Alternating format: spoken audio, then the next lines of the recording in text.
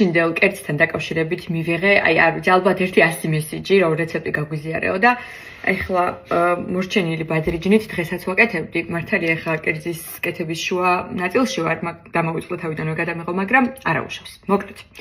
ჯერ უნდა დავჭრათ ბადრიჯანი, ჩვეულებრივად როგორც ნიგვზიანი ბადრიჯნისთვის ვჭრით ხოლმე, შევწვათ და ნახეთ ზუსტად როგორც ნიგვზისში გთავს, ესე გადავახვევ ოღონდ კრემყველს. ერთადერთი რაც გაურია, ოდნავ ლიმონი გაურია კრემყველს და ჩვეულებრივად როგორც ნიგვზიანი ბადრიჯანი, ისე გადავახვია. ეხლა გავაგრძელოთ. აი, აქედან უკვე შეგვიძლია გავაგრძელოთ. ეხლა ვიღებთ ფორმას, რომელიც გაუძლებს ღუმელს ტემპერატურას და ამაში, თან მაწვდა არის გვერდზე, ჩავასხამთ პომიდორს, ეს არის ჩემი გაკეთებული სახლში მოგზადებული პომიდორი. აი, გეხვეწები მათი რა. და გადავურებ სულ ცოტა ტომატ პასტას. ცოტა ტომატ პასტა. ეს ახლა ცოტა არის, ამაზე მეტი მჭირდება, ამიტომ ტომატ პასტა უფრო მეტი ვუყავი ვიდრე გუშინ. ესა. ცოტას დავამატებ მაღალპროცენტიან ნაღებსაც, თან რო ვიღებ.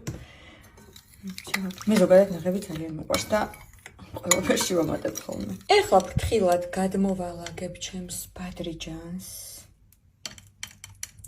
ამ ტომატ პასტის соуსში. აი ასე.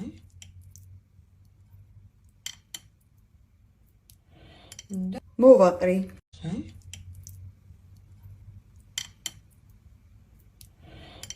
მოვაყრი ცოტა პარმეზანს.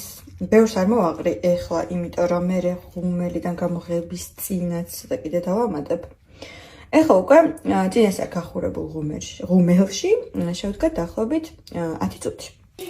დაახლოებით 15 წუთი მქონდა ღუმელში. ეხლა თითო ბადრიჯანს დაახლოებით აი ამ რაოდენობით პესტოს მოვასხამ თავზე, კარგად წაუსვამ.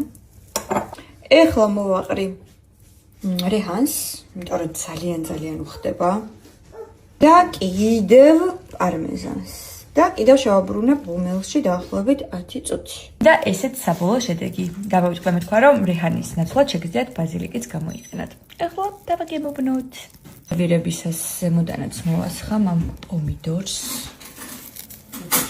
რაც უფრო წვნიანი იქნება, უფრო გემრიელია.